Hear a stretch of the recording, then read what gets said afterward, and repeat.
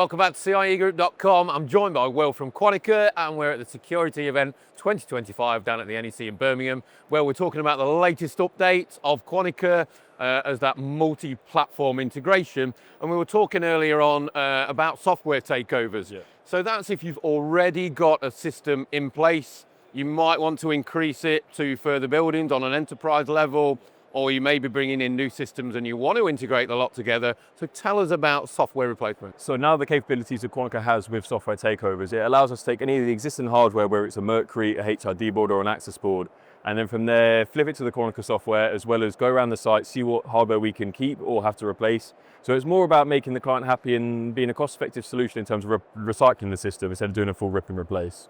So if you already have systems in place, you're looking to increase those systems, or you're looking to add more buildings to that single pane of glass platform, Quanika could well be the answer for you. If you want to find out more, join us soon at CIEgroup.com.